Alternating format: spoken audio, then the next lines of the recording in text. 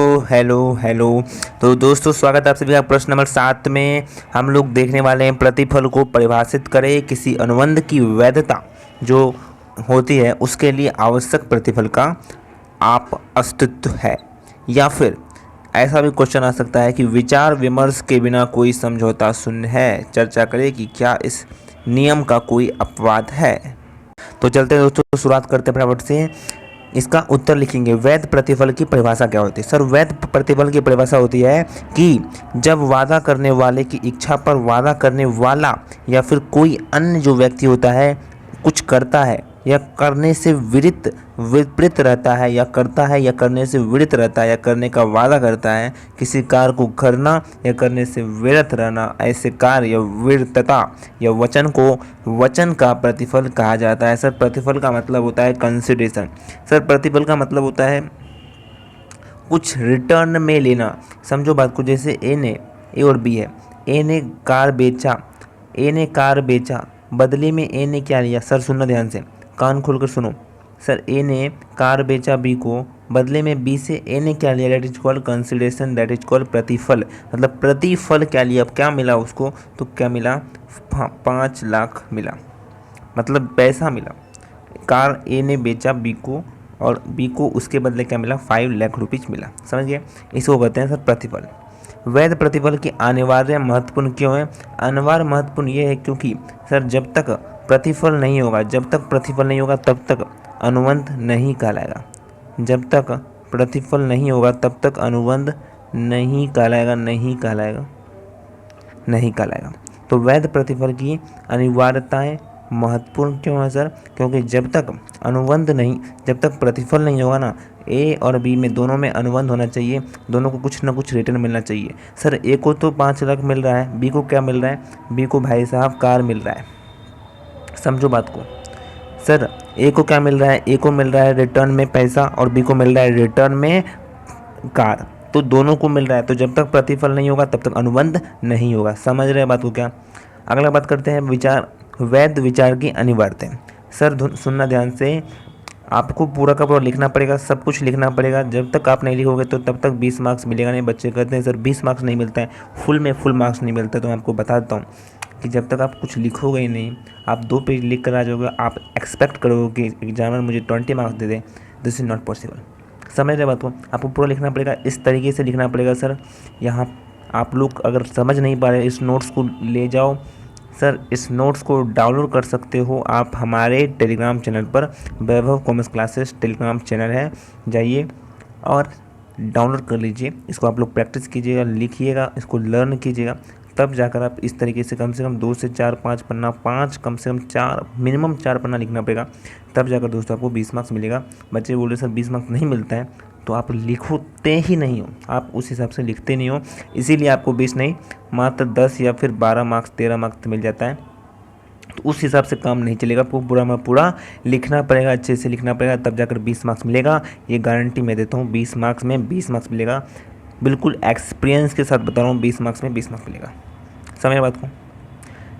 सब कुछ लिखना पड़ेगा, जो भी क्वेश्चन का क्राइटेरिया है, जो भी क्वेश्चन का रिक्वायरमेंट है, आपको पूरा करना पड़ेगा, तब जाकर आपको पूरा नंबर मिलेगा। सर, वैध विचार की अनिवार्यताएं क्या है? अनिवार्यताएं क्या है सर? प्रतिफल केवल वचनदाता की इच्छा पर ही आगे बढ़ाया जा सकता है। मतलब क्या बोल रहे हैं? जो प्रतिफल है केवल व केवल वचनदाता की इच्छा है। मतलब जो वचन किया है उसका ही इच्छा पर होगा। जिसने वचन किया है उसके इच्छा पर ही होगा, और कोई दूसरा क्या कर सकता है? आगे नहीं बढ़ा सकता है। सर, इसका मतलब क्या है कि अगर ए ने बी को कहा है कि सर तू मुझे पैसा देगा, वो भी रुपया में देगा, नगद में देगा 5 लाख, और तो मैं तुम्हें कार दूंगा, उस केस में बी को पैसा देना ही पड़ेगा 5 लाख। मतलब जो वचनदाता है, जिसने वचन लिया है, वचनदाता मतलब मैंने अगर वचन लिया है, तो प्रतिफल केवल और केवल वचनदाता की इच्छा पर ही आगे बढ़ाया जा सकता है, ऐसे आगे नहीं बढ़ाया जा सकता है। मतलब विचार के आवश्यक तत्वों में से एक क्या है कि इससे वचनदाता की इच्छा या अनुरोध पर दिया जाना चाहिए। इसका मतलब यह है कि वादा जो भी करने वाला या किसी अन्य व्यक्ति द्वारा प्रतिफल स्वेच्छा से दिया जाना चाहिए, ना कि ऐसा कुछ जो उन पर थोपा या फिर थोपा गया हो। तो थोपा नहीं जाना चाहिए, उनकी इच्छा पर दिया जाना चाहिए। दूसरे शब्दों में कहें तो वचनदाता है उसके अनुरोध पर या उसके मांग के परिणाम स्वरूप विचार किया जाना चाहिए। अगला है वादा करने वाले या किसी अन्य व्यक्ति द्वारा विचार। जो व्यक्ति वादा कर रहा है उस या फिर किसी अन्य व्यक्ति द्वारा विचार का मतलब क्या होता है कि जो वैध प्रतिफल है उसका एक अन्य तत्व यह है कि प्रतिफल न केवल वादा करने वाले दूसरे। समझ बात को सर। भारतीय अनुबंध अधिनियम के धारा 2 में यह भी उल्लेख है कि प्रतिफल जो वादा करता या फिर किसी अन्य व्यक्ति द्वारा दिया जा सकता है। इसका मतलब यह है जो प्रतिफल वादा है करने वाले के अलावा किसी अन्य व्यक्ति द्वारा प्रदान किया जा सकता है और ऐसा प्रतिफल तब तक वैध होगा जब तक वह प्रतिफल की आवश्यकता को पूरा करता है। समझ रहे बात को। तीसरा है विचार भूत वर्तमान या भविष्य हो सकता है। मतलब जो कंसिडरेशन है वो पहले भी दिया जा सकता है, अभी भी दिया जा सकता है और बाद में भी दिया जा सकता है और वो कंसिडरेशन ही कहलाएगा। मतलब वो प्रतिफल ही कहलाएगा। अगला सर वादा करने वाला का कोई कार्य संयम या वादा विचार बनता है।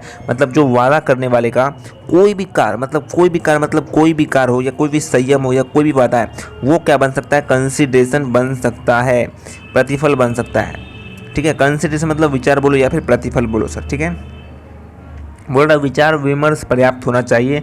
मतलब जो कंसिडरेशन है जो प्रतिफल है वो क्या होना चाहिए, पर्याप्त होना चाहिए। मतलब कि ये जो कार है ए ने जो बी को सर कार बेचा है वो कितना में बेचा है सर, अगर वो कार 5 लाख रुपए का और वो कहीं न कहीं 1,20,000 रुपये में 1,20,000 रुपये में बेच रहा है, कहीं न कहीं ये कंसिडरेशन पूरा नहीं है सर। ए को पूरा पैसा दो, अगर कम दे रहे हो तो कहीं न कहीं यहाँ पर कुछ न कुछ झोलमोल है, यहाँ पर कुछ न कुछ क्या है सर, झोलमोल है। समझ रहे बात को। 1,20,000 दे रहा है, कहीं न कहीं बी ने क्या धमकी दी है क्या, जो उसे 1,20,000 में बेच रहा है। समझने की कोशिश करो। मतलब इसका मतलब यही है कि जो कंसिडरेशन है वो पर्याप्त अगर नहीं है तो कहीं न कहीं क्या है सर, झोलमोल है और आगे जो अनुबंध है उसमें दिक्कत आ सकती है, अनुबंध नहीं बन सकता है। धोखाधड़ी, गलत बयानी, ज़बरदस्ती उसे दिलवाने की कोशिश कर रहा है ना, कार खरीदने की कोशिश कर रहा है। इसका मतलब यही सामने आता है कि अगर कम दाम में बेच रहे हैं तो कुछ न कुछ घोलमोल है।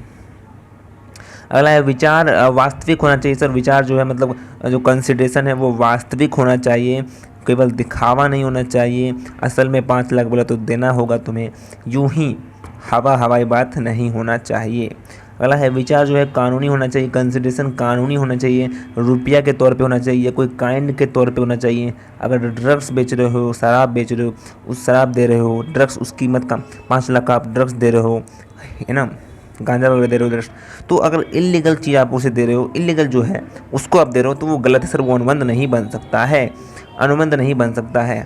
पहले से मौजूद कर्तव्य का निष्पादन कोई विचारणीय नहीं है। जो पहले से मौजूद कर्तव्य है, पहले से मौजूद है, उसका जो निष्पादन कोई विचारणीय नहीं होने वाला है। इसका मतलब क्या है सर, कि यदि कोई भी व्यक्ति पहले से कुछ करने के लिए कानूनी दायित्व के अधीन है, मतलब पुलिस, आप पुलिस को सर पैसा दे रहे हो, पुलिस पहले से कानूनी अधीन है, वो करेगा ही काम, आप उसे एक्स्ट्रा पैसा सर नहीं दे सकते हो, वो घूस कहला जाएगा, वो गलत कहला जाएगा, वो सर कानूनी तौर पर सही नहीं है। मतलब जो व्यक्ति पहले से कानूनी दायित्व के अधीन है, आप उसको एक्स्ट्रा पैसा दे रहे हो, उसको काम करने का पैसा दे रहे हो, सर नहीं कराना है, वो सरकारी आदमी है, वो कानूनी दायित्व से बंधा हुआ है, उसको करना ही पड़ेगा। आप पैसा दो या न दो, दोगे तो सर गलत है।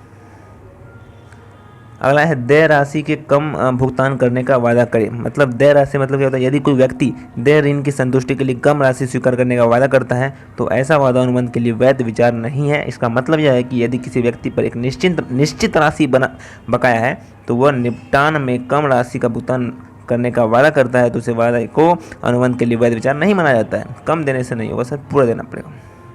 किसी तीसरे पक्ष द्वारा आशंकी भुगतान, मतलब किसी तीसरा पक्ष दे रहा है, जैसे ए है और बी है। ए ने क्या किया सर, बी को तो कार दे दिया। बी ने क्या किया, ए ने क्या किया, बी को कार दे दिया। बी ने सी को बोला कि सी तू बी को ए को जाकर 5 लाख दे दे, तो सर चलेगा क्या, हाँ चलेगा सर, यही बोल रहा है। समझौता होना चाहिए। मतलब क्या होना चाहिए, जब तक समझौता के लिए किया जा रहा है, कंसिडरेशन जो दिया जा रहा है वो समझौता के लिए दिया जा रहा है। मतलब जो ए है और बी है उसके बीच भूमि के टुकड़े पर विवाद हो रहा है और वे भूमि को उनके बीच समान रूप से विभाजित करने में निपटान के लिए सहमत है और वे पारस्परिक रूप से भूमि के दूसरे आधे हिस्से पर अपना दावा छोड़ने का वादा करते हैं। ऐसा वादा अपने दावे का एक हिस्सा छोड़ना समझौता के लिए एक वैध विचार है। समझ बात को, समझौता भी कर सकता है। समय से पहले भुगतान, समय से पहले भुगतान मतलब बोल रहा है जैसे ए पर बी का 1 लाख रुपए का कर्ज बकाया है जो 1 जनवरी 2024 को दे है, और ए 1 दिसंबर 2023 को बी को 80,000 रुपये का भुगतान करता है और बी भुगतान स्वीकार करता है, तो ए ऋण के वैध निर्वहन का दावा कर सकता है और बी किसी और भुगतान की मांग नहीं कर सकता है। मतलब 80,000 रुपये दिया तो उसे लेना नहीं चाहिए, पूरा का पूरा लेना चाहिए, मतलब 1 लाख रुपये लेना चाहिए, या फिर उसे फिर से कहना पड़ेगा कि 20,000 रुपया तेरा बाकी है। तो समय से पहले क्या करना है, अगर भुगतान कर देता है, मान चलो 1 जनवरी 2024 को दे है और वो 1 दिसंबर को दे देता है, 1 दिसंबर मतलब 2023 के दिसंबर में देता है, देना था 1 जनवरी 2024 को और दिया 1 दिसंबर 2023 को, पहले ही भुगतान कर दिया, समय से पहले ही कम भुगतान किया है ना, तो बी भुगतान स्वीकार करता है, तो ए ऋण के वैध निर्वहन का जो बचा कुचा ऋण है उसको देने का कोई अब क्या कर सकता है, वो दायित्व नहीं होगा जब तक बी कुछ कहेगा नहीं। समझ बात को। अगला सर है वचन विबंधन। वचन विबंधन का मतलब क्या होता है, जैसे ए बी को एक कार उपहार में देने का वादा करता है और बी अपनी पुरानी कार बेचकर और नई कार के लिए बीमा खरीदकर उसे वादा पर भरोसा करता है, लेकिन ए बाद में वादा पूरा करने में से इनकार कर देता है, तो बी प्रॉमिसरी एस्ट्रोपेल का दावा कर सकता है और इसे लागू करने की मांग कर सकता है, वादा भले ही वादे पर कोई विचार नहीं किया गया हो तो भी होगा। धर्मार्थ परियोजना के लिए विचार, जो भी धर्मार्थ परियोजना के लिए विचार है वो देखिएगा। अपवाद जब बिना प्रतिफल के समझौते शून्य नहीं होते, मतलब क्या बोल रहा है कि एक अपवाद है कि जब तक प्रतिफल है उसका समझौता नहीं हो सकता, मतलब समान नियम यह है कि बिना प्रतिफल के कोई समझौता शून्य नहीं है। हालांकि कभी कभी आप प्रतिफल दोगे भी नहीं, मतलब मान को चलो ए ने बी को कार दिया, ठीक है, और बी ने पैसा भी नहीं दिया तो भी वो अनुबंध माना जाएगा, कब कब, जब प्राकृतिक प्रेम हो और स्नेह पर आधारित समझौता हो, उस केस में, मतलब घर की बातें हो, कोई किसी को उपहार दिया, रिश्तेदार है, अपने घर के लोग हैं, है ना, उस केस में सर अगर आप कुछ भी नहीं देते हो, वापस नहीं लौटाते हो कोई चीज़, अगर 1 लाख का कार दिया या 5 लाख 10 लाख का जो भी कुछ दिया, गिफ्ट दिया, वापस आप पैसा नहीं देते हो या कुछ नहीं देते हो, उसके बदले में नहीं देते हो कुछ, उस केस में अनुबंध कहलाएगा। कब, जब प्राकृतिक प्रेम और स्नेह पर आधारित समझौता हो आपस में। पिछली स्वैच्छिक सेवाओं की मुआवजा हो, मतलब पिछले आपने काम किया था 2 साल 3 साल बाद आप कुछ मिल रहा है आपको, उस केस में सर, उस केस में जब आपको मिलता है तो मान के चलो आपने किसी व्यक्ति को पर्स लौटाया, ठीक है, तो आपका था, तो आपने कहीं ना कहीं क्या किया, काम किया, उसके बदले आपको कहीं ना कहीं कंसिडरेशन नहीं मिला, लेकिन 2 साल बाद वह व्यक्ति आकर आपको 500 रुपये दे देता है, तो उस समय तो सर कंसिडरेशन, जब 500 दिया उस समय तो कोई कंसिडरेशन नहीं था, लेकिन सर पहले वाला काम का आपका कंसिडरेशन मिला तो उसे मान लिया जाएगा।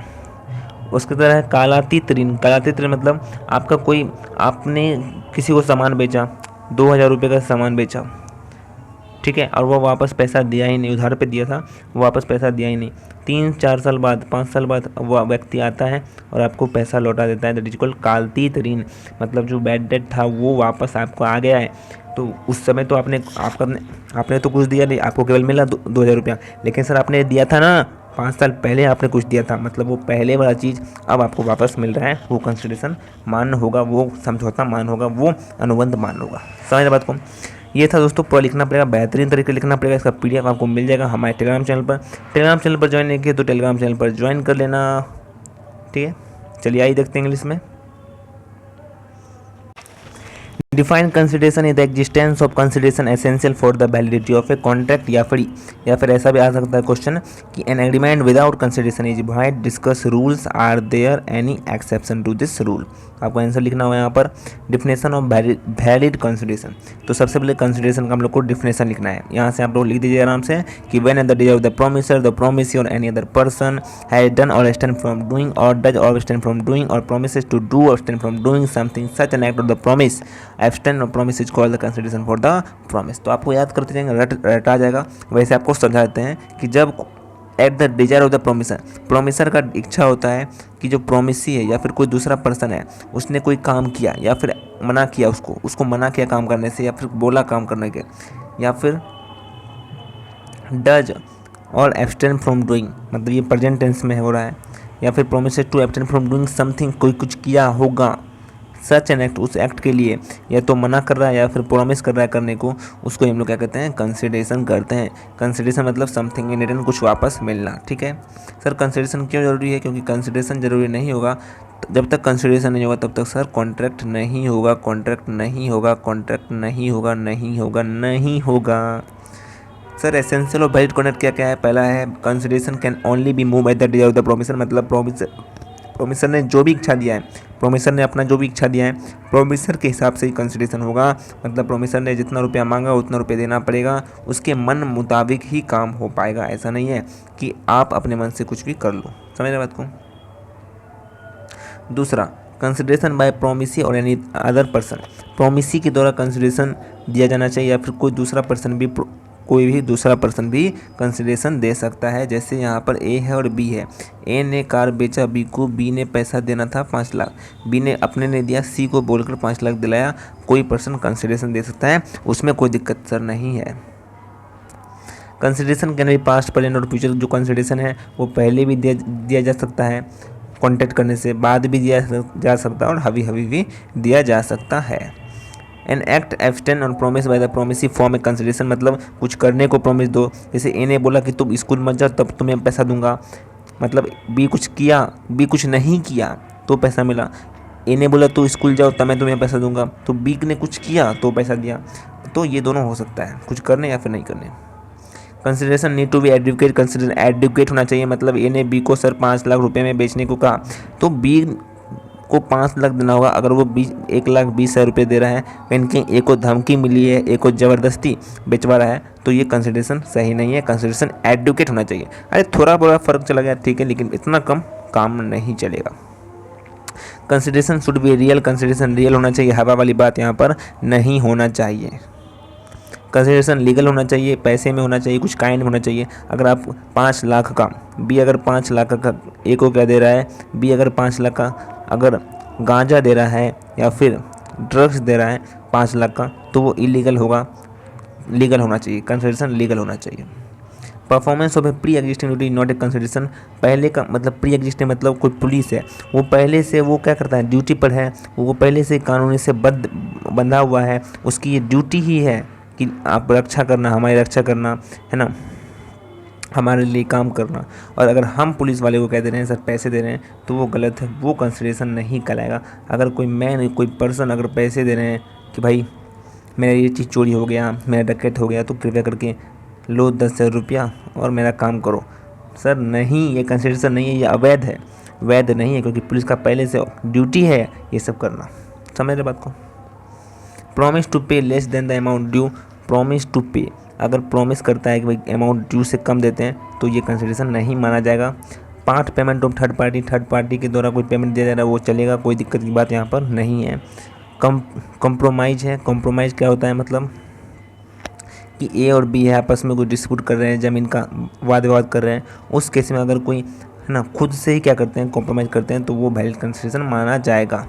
पेमेंट बिफोर टाइम, टाइम से पहले पेमेंट कर दोगे, अगर वो टाइम से पहले पेमेंट कर दिया, कम पेमेंट किया, जैसे यहाँ पर 80,000 किया और कुछ भी नहीं बोलता है, सामने वाला बंदा कुछ नहीं बोलता है, उसके बाद 20,000 देने की ज़रूरत नहीं है। समझ रहे बात को? यहाँ पर जैसे 1 जनवरी को देना था, आपने 1 महीना पहले दे दिया, उस केस में वो भी कम दिया तो चल जाएगा, कंसिडरेशन माना जाएगा। अगर भी कुछ नहीं बोलता है कि भाई और पैसा जो दो। समझ बात को? प्रोमिसरी स्टॉपल, प्रोमिसरी स्टॉप मतलब ये मान लिया जाएगा कि वो प्रोमिसरी है, ये मान लिया जाएगा कि वो क्या है, प्रोमिसरी है। ठीक है, उस केस में sir consideration for the promise नहीं माना जाएगा, प्रोमिसरी स्टॉपल में नहीं माना जाएगा। अगर चैरिटेबल पर्सन के द्वारा दिया जा रहा है, अगर चैरिटेबल पर्सन के द्वारा कंसिडरेशन दिया जा रहा है, तो सर अगर कंसिडरेशन हम दे रहे हैं तो वो भी क्या होगा, कंसिडरेशन माना ही जाएगा, क्योंकि जो चैरिटेबल पर्सन है उससे हम कोई रिटर्न कोई चीज़ नहीं लेंगे, केवल व केवल हम पैसा ही देंगे, चैरिटेबल पर्सन से रिटर्न नहीं लेंगे। क्या क्या सर एक्सेप्शन है without consideration and not void, जैसे agreement based on natural love and affection, अपने परिवार को, अपने बच्चे को अगर कुछ दे रहे हैं तो उससे तो हम वापस लेंगे, कुछ भी नहीं लेंगे वापस, तो भी वो कॉन्ट्रैक्ट माना जाएगा, कंसिडरेशन माना जाएगा वैलिड। अगर compensation for past voluntary service, पिछले वाले चीज़ है, बहुत पहले वाला चीज़ है, मतलब 2-4 साल पहले मैंने एक आदमी को उसका पर्स दिया वापस, गिर गया था पर्स दिया वापस, तो बी खुश हो गया, बी ने बोला तो मैं तुम्हें पैसा दूंगा, तुमने बहुत अच्छा काम किया, मैंने पैसा दूंगा, लेकिन अभी तक नहीं दिया। 3 साल बाद बी आकर पैसा देता है ए को 500 रुपया। सर ए ने क्या दिया, ए ने बी को कुछ मिला ही नहीं। मिला कैसे नहीं सर, 3 साल पहले मिला, मतलब कहीं ना कहीं पहले वाले चीज़ का कंसिडरेशन अब मिल रहा है, तो वो भी कंसिडरेशन वैलिड कहलाएगा। टाइम वेलिडेट मतलब आपने कुछ सामान बेचा 2000 रुपये का और वो आदमी भाग गया, वो दिया ही नहीं पैसा। 5 साल बाद, अगले 5 साल बाद वो आता है और 2000 रुपये आपको वापस करता है। सर आपको तो मिल गया, उसको क्या मिला? अरे उसको मिला नहीं सर, वो 5 साल पहले ही उसने कुछ चीज़ लिया, लेकिन आपको उस समय कंसिडरेशन नहीं मिला था, अब मिला, तो वो भी कंसिडरेशन माना जाएगा। समझ रहे बात को? ये 3 था सर एक्सेप्शन कि कभी कभी कंसिडरेशन मिलता भी नहीं है, तब भी वो वैलिड ही माना जाएगा। क्यों? क्योंकि 3 बातें यहाँ पर बता दिया गया है। आई होप दोस्तों आप लोग समझ गए होंगे बेहतरीन तरीके से। नहीं समझे तो वीडियो को शुरू से देखिएगा लास्ट तक।